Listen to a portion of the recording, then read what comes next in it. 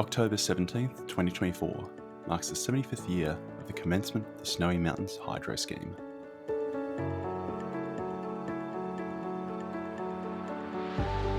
I'm Paul Michael Angus, a mechanical and civil engineer in Australia's water sector.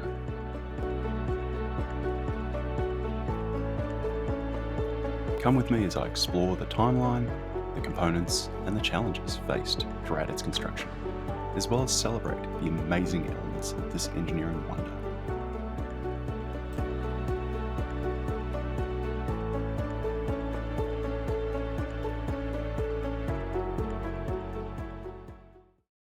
Welcome back. The previous 6 episodes in this series have observed the timeline between 1949 and 1973, where the original Snowy scheme, aka Snowy 1.0, with its approximate 3.74 gigawatt nameplate capacity, was designed and constructed.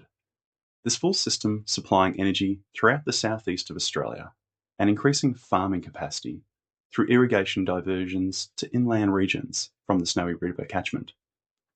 Some elements, however, not covered in these previous episodes, are the early days of the scheme's planning, prior to those initial blasts taking place on October 17, 1949, where there were natural internal struggles between the states and federal government to gain agreement on what the scheme would be, how it would work, where the water would go, and quite importantly, where the funds would come from to permit it to be built. Likewise, my earlier episodes only provided a light touch on components of the scheme which failed to make the final cut in its overall construction. These subsystems from the original scheme's plans mainly being deleted due to further investigations after 1949 showing that they'd struggled to provide a suitable financial rate of return. I'll point some of these elements out using plans from the annual reports of the period. Also noted briefly in passing episodes, after 1973, Snowy as a whole didn't just stop working and everyone went home. Many core staff stayed on to provide general operations, producing energy, performing maintenance, and managing the water storages, and this would continue for many decades. By the mid-noughties, however, Snowy were beginning to implement some new projects, which would look to capture lost energy within the existing scheme. However, this would only be in minor quantities compared to the full nameplate capacity. Snowy 2.0 is one of these latest works being built and is still under construction as I record this episode. I'll give an overview of this new component to the wider Snowy scheme, given its eventual contribution will be some 2 to 2.2 gigawatts of further nameplate capacity. Along with this new component, however, come some challenges which will need to be managed with respect to the environment, particularly with invasive species of fish. The Snowy River catchment itself is situated both across New South Wales and Victoria, and due to this, from day one, there was always going to be an argument over water rights and who could benefit from its availability. Some part of the scheme had been thought out as early as 1904, such as Lake Jindabyne. However, where the water would go once stored remained a point of contention. Diagrams from the initial planning reports, these being the 1944 edition, put forward concepts not to develop the scheme as we now know it, but rather favour New South Wales more, with storages residing within their region and water diversions favouring southern New South Wales and even Sydney itself via very long transfer pipelines. It would have likely have been at this point that Victoria opposed this approach, given the majority of waters flowed through their state towards Gippsland and its regions. And so it would take many further years of discussion and negotiation until the high-level concept, which would form the 1949 plans, would be agreed. But even then, as previously mentioned, those plans didn't quite come into fruition, given many components failed to make it in.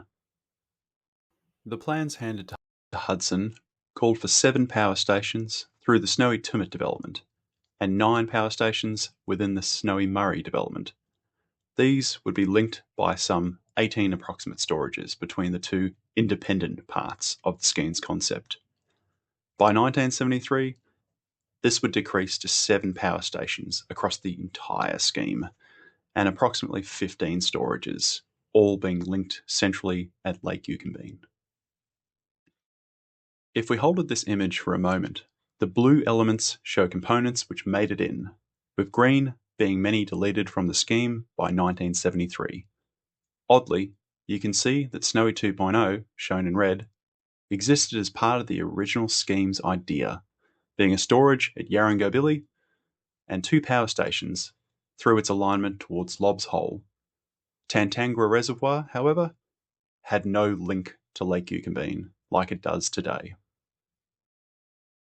This montage of the plans from the annual reports shows the evolution of the scheme and components altered or removed across the years of its construction.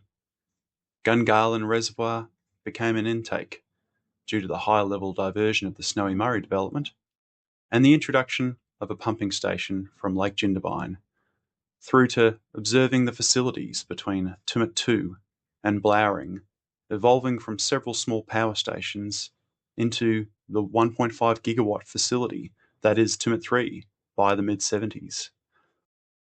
Similarly, the proposed Kosciuszko, Munyang, and Windy Creek storages and their associated hydropower stations were also removed, as the latest information at the time indicated they'd failed to provide a financial return to the desired timeline of the scheme.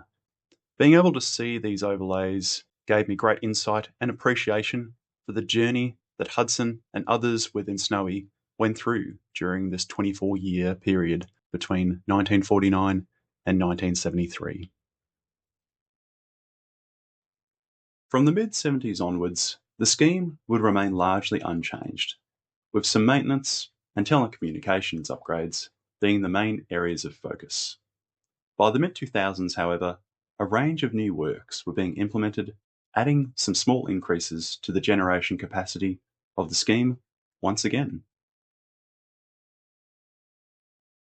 Jonama Dam, originally designed to hold back water for pumped hydro operations at Tumut 3, would typically discharge water into Blowering Reservoir below when first operated. The high flows and elevation differences here meant it was feasible for energy generation to occur, albeit on a small scale. The Jonama Power Station began construction in 2006, finishing and being brought online by 2010.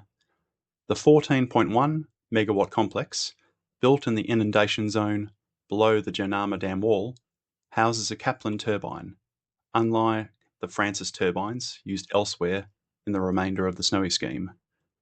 There is only limited information on this facility, but it appears to take water via the former river outlet conduit to the turbine, and then a submerged draft tube permits water to re-enter Blowering Reservoir downstream at an offset angle to the dam.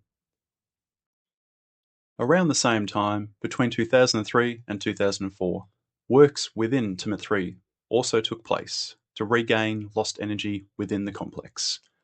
Pressure regulating valves on the cooling and service water systems for the turbine units were replaced with mini hydro units, adding some 0.9 megawatts across the 6 turbine units present. Small quantities, but still a great initiative. During the mid to late noughties, probably the most noticeable works outside of the Jonama Power Station was the spillway upgrade at Jindabyne Dam to meet ANCOLD requirements with passing flows through its emergency spillway. The original spillway not being capable of permitting safe passage of these high flows under worst case scenarios. Alongside the spillway upgrade, where several fuse gates were added, was a 1.1 megawatt mini hydro facility taking water from the former river outlet conduit, from my understanding, and a separate outlet being constructed to enable riparian flows above and beyond the hydro's capacity to re-enter the Snowy River below the dam wall. Now, we've got to the moment which I'm sure had caught your attention at the beginning of this episode. Snowy 2.0. What is it and how does it work? Well, the concept of Snowy 2.0 is to link the uppermost storage in the scheme, Tantangara Reservoir, to Talbingo Reservoir, some approximate 660 metres below. The concept aligns closely with the 1950s Yarran-Go-Billy system, which was formally deleted in lieu of costs and the ability to already pass flows through the two Tumut underground complexes, T1 and T2. The power station being built as part of this expansion will house 6 340 megawatt pump turbine units, operating at roughly 420 cubic metres a second and 550 metres of pressure head.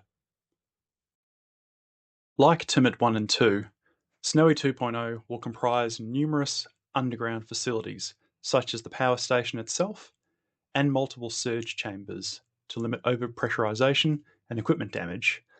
The works will also require massive civil works at local ground level at the two existing reservoirs, these images depicting the finished concepts of the inlet-outlet structures at Tantanga and Talbingo. There will also be a need to modify the outlet at Tantanga Reservoir, as currently redfin and climbing Galaxius are not within the upper Murrumbidgee River, and Snowy 2.0's ability to draw water from Talbingo, where these species are present, means that they could be introduced and impact native fish. From a brief search, it appears that fine screens are likely to be fitted to the outlet structure of Tantanga Dam itself and to the inlet of the Murrumbidgee-Yukonbean Tunnel. As time progresses with the project, it'll be interesting to see the results of these retrofits. One concern I hold, however, is given Tantanga Reservoir has a catchment which can fill from empty to full within the space of a year, means that there is a higher risk of the spillway overflowing.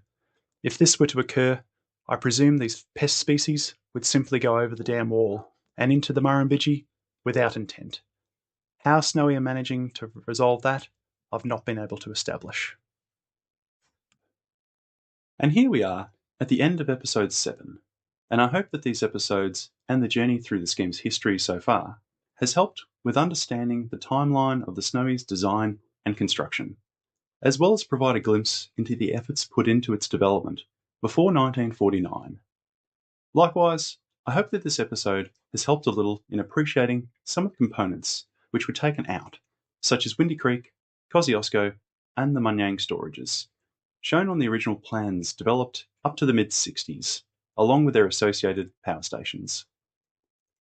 Given that the scheme itself was built from its upper reaches in both developments, and then focus was made at the end discharge points towards inland Australia to ensure capture of flows and regulation control, the gaps in between then being filled as the scheme closed out its final years up to 1973, the next two episodes have been composed to provide the true journey of water from the upper storages through to the points joining the Tumut or Swampy Plain rivers, and onwards towards the Murray River, or some of the other possible pathways which water could reform as part of its natural course, topping over spillways, etc. The last two episodes follow a source to sea style journey rather than the original timeline of their construction. For family, friends, and colleagues who I've spoken to over the years, this has often been the more challenging concept to appreciate in full. I hope that you'll join me for these remaining two episodes in this short series, celebrating the 75th anniversary of the commencement of the Snowy Hydro Scheme, and thanks again for watching.